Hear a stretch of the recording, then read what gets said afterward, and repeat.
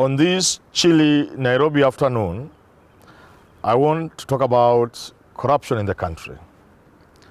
Efforts to fight corruption are indeed on the course. The efforts are admirable. The fight against corruption and the measures being taken, all this is resonating well with the public, as is evidenced by the callings on FM stations, by comments on social media, commentaries and opinion on televisions. So it would appear really the whole country is holding its breath and saying at last that something good is about to come out of this. But there's a small lingering problem. Although many people think President Uhuru Kenyatta and indeed the government is for the first time serious about fighting corruption, as we witness some small but slightly bigger fish being arrested and arraigned in court and for the first time denied bail. So people are saying, yes, it could be true that the president is serious, the government is serious, but there are some doubts. Those who doubt say, if indeed the president, if indeed the government was serious about corruption, by now the president would have done that which he can do without recourse to anybody. There are cabinet ministers under whose watch terrible corruption has happened. Terrible theft of public property. People are wondering, why hasn't the president sacked these people? The Constitution gives him the power to fire any cabinet minister. The Constitution gives him the power to fire his principal secretaries, those who have performed so badly, those who have watched over theft of public property in billions of Kenya shillings, millions of US dollars.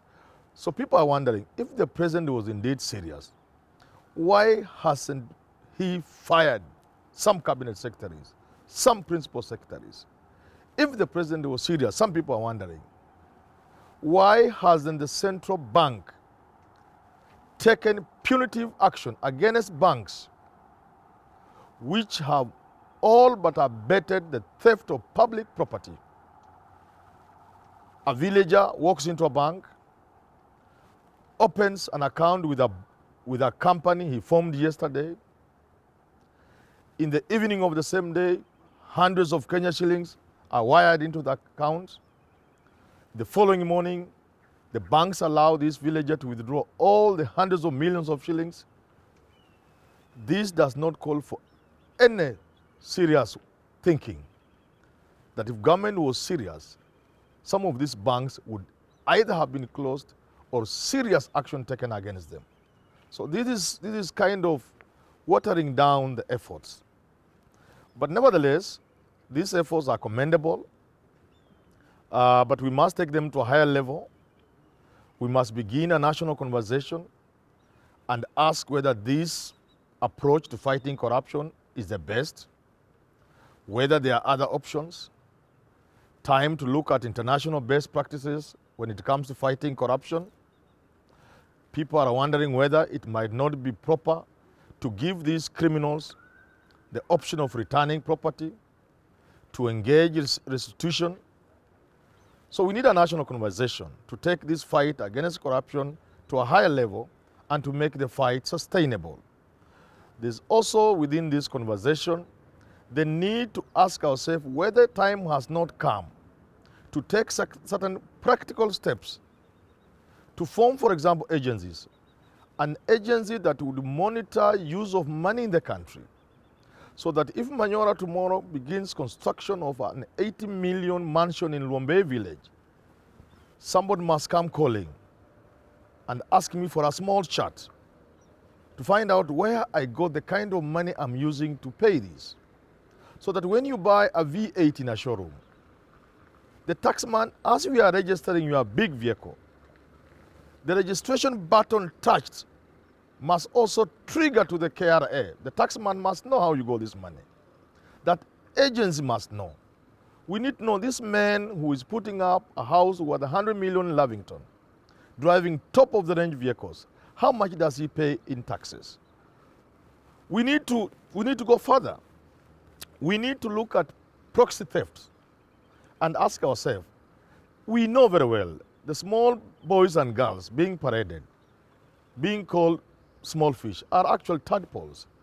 How do we reach the people who have actually stolen this money? And what is going to happen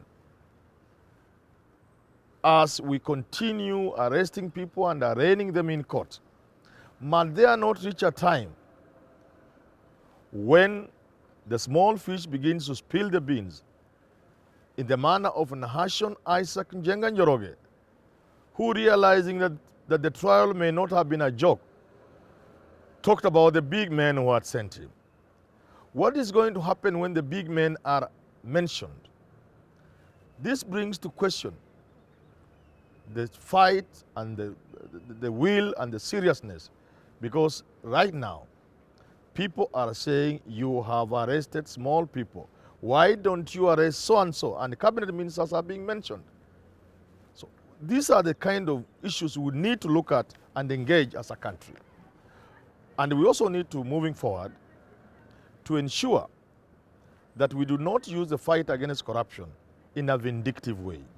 Some people are already beginning to whisper, could this fight against corruption be aiming at derailing the political career of an individual? So this is part of the things we need to engage on as a country. But the bottom line is, this is a good effort. We must keep it up. We encourage the president to go on, dig a little deeper, give us some bigger fish, occasionally one shark, so that we know really that we are fighting this corruption and that the fruits will benefit all Kenyans, and that this fight must be sustainable.